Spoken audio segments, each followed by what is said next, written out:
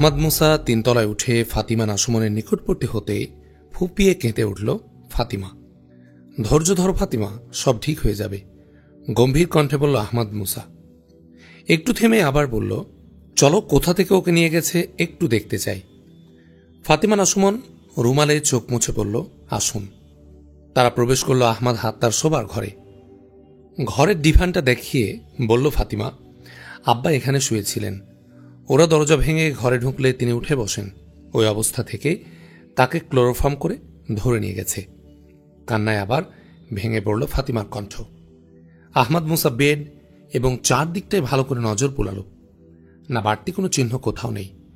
ঘর, করিডোর সব জায়গায় কার্পেট থাকায় জুতার দাগও কোথাও পড়েনি। কিন্তু হতাশ হল না সে।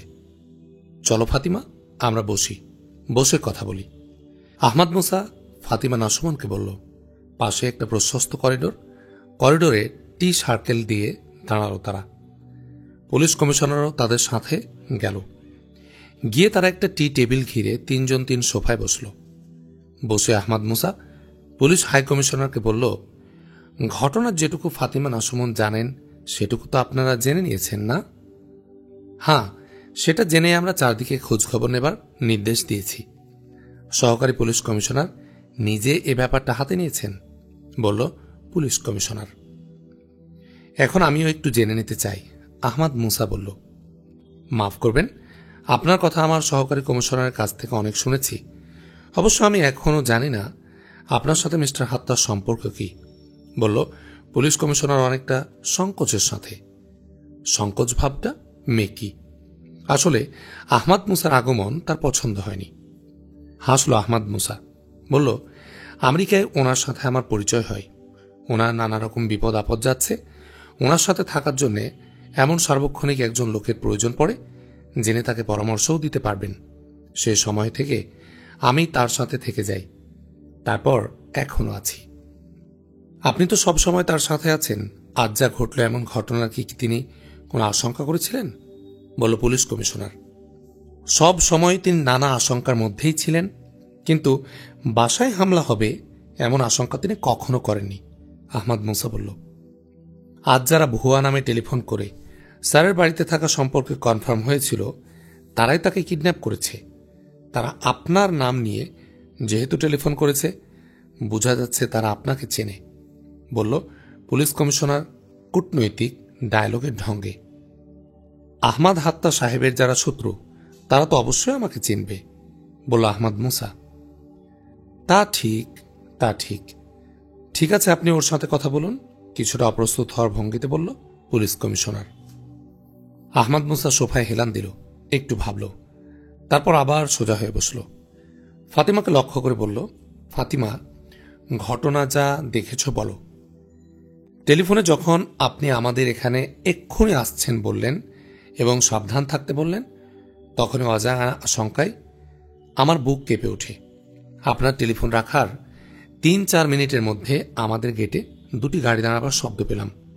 কেন জানি বুকটা আমার ছ্যাদ করে উঠল সঙ্গে সঙ্গে।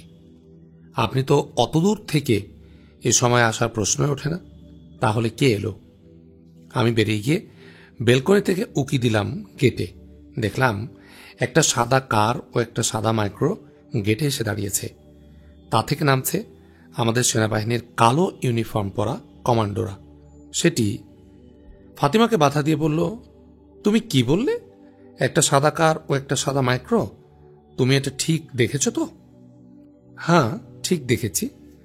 তুমি কি ঠিক বলছো ওরা সেনাবাহিনীর কমান্ডোর কালো পোশাকে অন্য কেউ হতে পারে? আহমাদ মুসা বলল, তা হতে পারে, কিন্তু আমি ওদের ইউনিফর্মে আমাদের সেনাবাহিনীর ইনসিগনিয়ার সাথে কমান্ডো ইউনিটের ইনসিগনিয়া পরিষ্কার দেখেছি, বলল ফাতিমা দৃঢ়তার সাথে। ঠিক আছে, বলে যাও, আহমাদ মুসা বলল। একটু থেমে সে আবার বলতে শুরু করল। সেনাবাহিনীর কমান্ডোদের নামতে দেখে আমি খুশি হলাম। ভাবলাম সরকার আমাদের নিরাপত্তার জন্য ওদের পাঠিয়েছে। আমি বেলকনিতে দাঁড়িয়েই থাকলাম এ আশায় যে নিশ্চয় আব্বার পিয়ে হাসান মুস্তো আমাকে ডাকবে এবং আমাকে কিছু বলতে হবে। ওরা ঢুকে গেল ভেতরে। আমি দাঁড়িয়েই আছি। মাত্র কয়েক মুহূর্ত, হঠাৎ দেখলাম চত্বরের 4 জন পুলিশ বাড়ির ভেতরে দিয়ে কাউকে লক্ষ্য করে স্টেন গান তুলছে। পরক্ষণেই 4 জন পুলিশ একসাথে গুলিবিদ্ধ হয়ে পড়ে গেল। গুলিগুলো ভেতর দিক থেকে এসেছে এবং সাইলেন্সার লাগানো থাকায় শব্দ তেমন হয়নি। সঙ্গে সঙ্গেই আমার কাছে পরিষ্কার হয়ে গেল কমান্ডার আমাদের মিত্র নয়, শত্রু। বিষয়টা বুঝতে পেরে আমি দ্রুত ছুটে এলাম আব্বার ঘরে, আব্বাকে সবকিছু জানাবার ও পুলিশকে টেলিফোন করার জন্যে। এরপর আমি ঘরে এসে ছিটকিনি লাগিয়ে দিয়ে আব্বার কাছে গেলাম তাকে জাগাবার জন্যে, কিন্তু ভাবলাম এতে দেরি হয়ে যাবে টেলিফোন করতে। আব্বাকে না ডেকে ছুটলাম টেলিফোন করতে। পুলিশকে টেলিফোন করা প্রায় শেষ হওয়ার পথে এ সময় দরজা ভেঙে 2 জন কমান্ডো ঘরের ভেতরে ঢুকল। তাদের একজন গুলি করে আমার টেলিফোনের সেট ভেঙে ফেলল, আরেকজন আব্বাকে নিয়ে ক্লোরোফর্ম করে তাকে কাঁধে তুলে নিল। আমার আব্বাকে নিয়ে যেও না বলে চিৎকার করে উঠেছিলাম, তারপরে আর কিছু মনে নেই। সংজ্ঞা হারিয়ে ফেলেছিলাম আমি। থামল ফাতিমা নাসুফন। ঠিক আছে, আপনার কথা বলুন, আমি ওদিকে একটু দেখি বলে উঠে দাঁড়ালো পুলিশ কমিশনার। চলে গেল সে চলে যেতে আহমাদ মুসা প্রশ্ন করল ফাতিমাকে, আচ্ছা বলো তো, তুমি কার ও ম্যাক্রো এই গাড়ি দুটোকে যখন গেটে দেখলে তখন গাড়ি দুটোর মাথা কোন দিকে ছিল? উত্তর দিকে। মাইক্রো দরজা দুপাশে না এক পাশে ছিল মনে করতে পারো তুমি? অবশ্যই, মাইক্রো পশ্চিম পাশের দরজা দিয়ে নেমে গাড়ি ঘুরে ওরা এদিকে এসেছে, সুতরাং দরজা এক পাশেই ছিল। আহমাদ মুসার চোখ মুখ উজ্জ্বল হয়ে উঠল। কথা শেষ করে ফাতিমা একটু থেমে আবার বলে উঠল, এ তথ্যে সাংঘাতিক আগ্রহ দেখছি আপনার, কিন্তু কি হবে এসব দিয়ে? পরে বলবো। তুমি খুবই গুরুত্বপূর্ণ তথ্য দিয়েছ। এখন বলো, কমান্ডোদের মুখের চেহারা তো দেখেছ, বিশেষ করে যারা কিডন্যাপ করতে ঘরে ঢুকেছিল। হ্যাঁ দেখেছি। ওদের কাউকেই সুরিনামের বলে মনে হয়নি। কোথাকার লোক বলে মনে হয়েছে? ওদের যে 2 জন ঘরে ঢুকেছিল তাদের একজন মায়া, আরেকজনের চেহারায় মোল্লাটোর ভাব বেশি ছিল। ভ্রু কুঞ্চিত হল আহমাদ মুসার। রাস্তায় যে কারটির সাথে তার অ্যাক্সিডেন্ট হয়েছিল তার একজনের নাম সে শুনেছে ট্রিজিল্লো এবং জার্গো ইউরিকো। এ দুটির একটি মায়া নাম, আরেকটা মোল্লাটো জাতির মানুষের নাম, এবং এরা কেউ সুরিনামের নয়। মায়াদের প্রধানত বাস গুয়েতামালায় আর মোল্লাটো জাতির প্রধান বাস কলম্বিয়ায়। তাহলে ফাতিমার বর্ণনার সাথে সবকিছু মিলে যাচ্ছে। তাহলে ওই গাড়ি দুটি কি আহমাদ হাত্তাকে কিডন্যাপ করে নিয়ে ওইভাবে পাগলের মতো ছুটছিল? আপনি কি কিছু ভাবছেন? বলল ফাতিমা। ফাতিমার কথায় সম্বিত ফিরে পেল আহমাদ মুসা। হ্যাঁ ভাবছি ফাতিমা, আল্লাহকে ধন্যবাদ, মিস্টার হাত্তাকে যারা কিডন্যাপ করে নিয়ে যাচ্ছিল তাদের সাথে মনে হয় রাস্তায় সাক্ষাৎ হয়েছিল, বলল আহমাদ মুসা। বিস্ময় ও প্রবল উৎসুক ফুটে উঠল ফাতিমা নাসুমনের চোখে মুখে। সোজা হয়ে বসল, বলল, দেখা হয়েছিল কিভাবে? আসার সময় তার অ্যাক্সিডেন্টের উল্লেখ করে আহমাদ মুসা বলল, বেপরোয়া গতির একটা কার আমার কারকে ধাক্কা দেয়। চৌকির মতো আমার কারটি ঘুরপাক খেলেও আমার গাড়ি বড় ধরনের অ্যাক্সিডেন্ট থেকে বেঁচে গিয়ে দাঁড়িয়ে পড়ে। এই সময় একটা মাইক্রো সেখানে এসে দাঁড়িয়ে যায় এবং আমার গাড়িকে ধাক্কা দেয়া কারটাও সামান্য একটু এগিয়ে দাঁড়িয়ে পড়ে। ওই কার ও মাইক্রো থেকে 2 জন লোক নামে। তারা একে অপরের নাম ধরে ডেকে কথা বলছিল। তোমার বর্ণনা শুনে মনে হচ্ছে তারাই মিস্টার হাত্তাকে কিডন্যাপ করেছে, বলল আহমাদ মুসা। কিন্তু কেন মনে হচ্ছে? কি প্রমাণ পেয়েছেন? ফাতিমা নাসুমন বলল, প্রথম প্রমাণ হল কিডন্যাপকারীদের একটা কার ও একটা মাইক্রো ছিল। ওখানেও তাই। 2 ক্ষেত্রেই গাড়ির রং সাদা। তুমি বলেছ কমান্ডাররা সুরিনামের নয়। আমি যে 2 জনকে দেখেছি তারাও সুরিনামের নয়। সবচেয়ে বড় কথা হলো যে 2 জন ঘরে ঢুকেছিল তাদের একজনকে মায়া, অন্যজনকে মোল্লাটো বলে তোমার মনে হয়েছে। অন্যদিকে আমি যে 2 জনকে দেখেছি তাদের একজনের নাম মায়াদের, অন্যটির নাম মোল্লাটো গোষ্ঠীর। থামল আহমাদ মুসা। কথা বলল না ফাতিমা। বিমর্ষ ভাব তার চেহারায়। একটু পর ভাঙা গলায় বলল, ওরা তো চলে গেছে, এখন কি হবে? গাড়ির নম্বর আপনি দেখেছেন? হতাশ কণ্ঠ ফাতিমার। দেখার চেষ্টা করিনি। দেখলেও এবং মনে রাখলেও কোনো লাভ হতো না। গাড়িতে লাগানো নম্বর অবশ্যই ভুয়া ছিল। কথা শেষ করে আহমাদ মুসার মনে পড়ে গেল লন্ড্রি স্লিপের কথা। ওতে তো গাড়ির অন্যতম আরোহী ট্রিজিল্লোর ঠিকানা আছে। খুশিতে ভরে গেল আহমাদ মুসার মুখমণ্ডল। মুখ ফুড়ে এসে বলেই ফেলল, আলহামদুলিল্লাহ। আনন্দের উচ্ছ্বাস তার কণ্ঠে। কি ব্যাপার ভাইয়া, কি হলো? বলল ফাতিমা। আমি এখন বেরোতে চাই ফাতিমা। আহমাদ মুসা বলল। কোথায়? মিস্টার হাত্তার সন্ধানে। ওদের ঠিকানা জেনেছেন তাহলে? বলল ফাতিমা, তার চোখে মুখে ফুটে উঠছে আশার আনন্দ।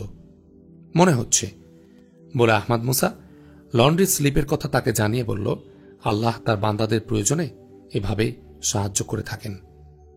আলহামদুলিল্লাহ। আপনি এক্ষুনি বের হবেন? ফাতিমা বলল। হ্যাঁ।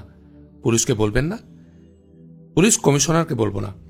আমি নিঃসন্দেহ যে রঙ্গলালের লোকরাই আহমাদ হাত্তাকে কিডন্যাপ করেছে, এবং এখন আমার মনে হচ্ছে রঙ্গলালরা বাইরে থেকে মাফিয়া ভাড়া করে এনেছে। সেদিন ব্রুকোপণ্ড হাইওয়ের ঘটনায় যারা মরেছে তারা, এবং আজকের কিডন্যাপকারীরা একই গ্রুপের লোক। রঙ্গলালরা নিজে না পেরে মাফিয়াদের ডেকে এনেছে। সাংঘাতিক কিছু ঘটানো ওদের লক্ষ্য। আমি একটা ঠিকানা পেয়েছি। এটা পুলিশ কমিশনার জানতে পারলে সঙ্গে সঙ্গে সে তা জানিয়ে দেবে রঙ্গলালকে। তার ফলে আমি ঠিকানায় পৌঁছার আগে ওরা হাওয়া হয়ে যাবে। থামল আহমাদ মুসা। বুঝেছি ভাইয়া। আপনি একা মাফিয়া ও রঙ্গলালদের বিরুদ্ধে এভাবে যাওয়া কি ঠিক হবে? বলল ফাতিমা চোখে মুখে অসহায় ভাব নিয়ে। তুমি টেলিফোনে ওভান্ডো বা লিসাকে ঠিকানাটা জানিয়ে দাও, আর বলে দাও এক্ষুনি যেন এটা তারা বার্নার্ডোকে জানিয়ে দেয়। বার্নার্ডো সহকারী পুলিশ কমিশনারকে বিষয়টা জানাবে এবং নিজের কর্তব্য সে ঠিক করে নেবে। আহমাদ মুসা বলল। বার্নার্ডো আপনার সাহায্যের সঙ্গে সঙ্গে যেন যায় এটা বলবো না? আহমাদ মুসা হাসল, বলল, সেটা বার্নার্ডোকেই ঠিক করতে দাও। আপনি আশ্চর্য লোক ভাইয়া। তাকে আপনি হুকুম দেবেন না, সব দুর্বহ ভার একাই বইবেন? বলল ফাতিমা ভারী কণ্ঠে। তা নয় ফাতিমা। নিউ নিকারি থেকে গতকাল যে সিনিয়র গোয়েন্দা অফিসার হিসেবে বদলি হয়ে এসেছে পারামারিবতে, সে তো এখন আমার হুকুমের অধীন নয়। বলে আহমাদ মুসা উঠে দাঁড়াল। যতই অত্যাচার নিপীড়ন করো, তোমাদের পরিচয় না বললে তোমার কোনো প্রশ্নের জবাব আমি দেব না। তোমরা আমাদের সেনা কমান্ডোদের পোশাক পরে এ অপরাধ করেছ। কারা তোমরা? আহত কম্পিত কণ্ঠ হাত্তা নাসমনের। আহমাদ হাত্তা পড়ে আছে মেঝেতে, তার জামা কাপড়ে রক্তের দাগ, চুল তার উস্কো খুস্কো, বিপর্যস্ত চেহারা। তার পাশে এক চেয়ারে বসে আছে সেই বস কমান্ডো অফিসার লোকটি। একটু দূরে দাঁড়িয়ে আছে গুন্ডামার্কা একজন লোক, তার হাতে চামড়ার একটি চাবুক, চাবুকে রক্তের দাগ। এই চাবুক দিয়ে নির্যাতন করা হয়েছে আহমাদ হাত্তাকে। আরও একজন লোক রয়েছে ওখানে, সে পাথরের মতো স্থিরভাবে দাঁড়িয়ে আছে চেয়ারে বসা লোকটির ঠিক পেছনে, অনেকটা অ্যাটেন্ডেন্ট কিংবা বডিগার্ডের মতো। ঘরটি একটি হল ঘর, চারদিকেই দরজা, মনে হয় সম্মেলন কেন্দ্র হিসেবে ব্যবহৃত হয়। আহমাদ হাত্তা থামতেই চেয়ারে বসা সাপের মতো ঠান্ডা দৃষ্টি, ইস্পাতের মতো কঠিন কাঠামোর লোকটা বলে উঠল, আমাদের পরিচয় জানার জন্য অত ব্যস্ত হয়ে উঠছেন কেন?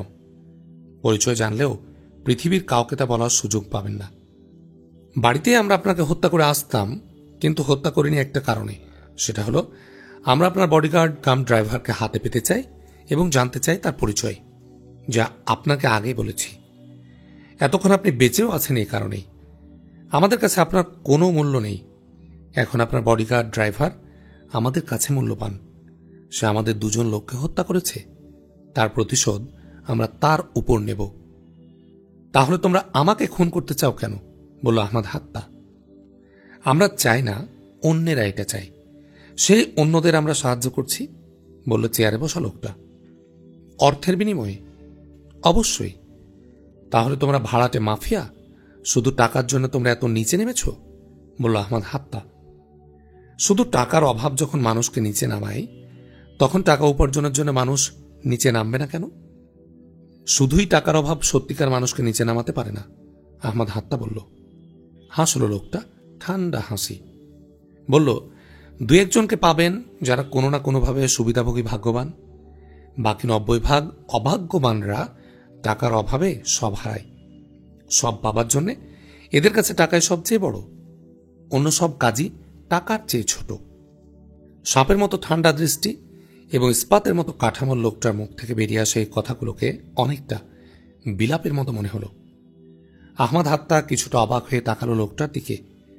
মুখ খুলেছিল কিছু বলার জন্যে, কিন্তু তার আগেই গর্জে উঠল লোকটার কণ্ঠ। বলুন, লোকটিকে?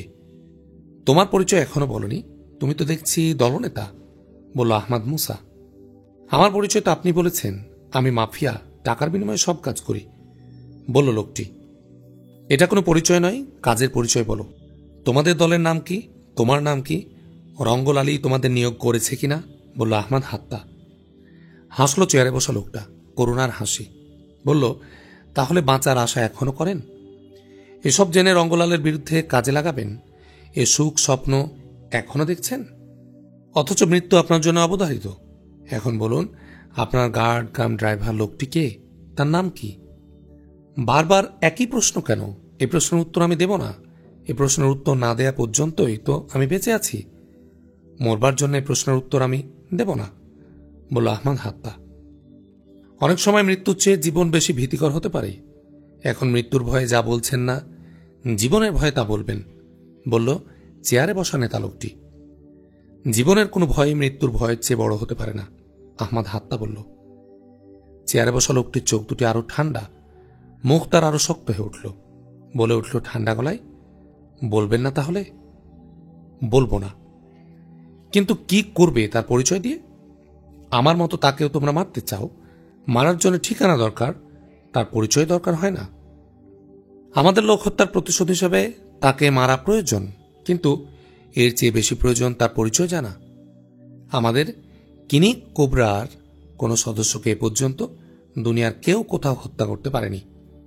সেই প্রথম আমাদের দুজনকে হত্যা করেছে।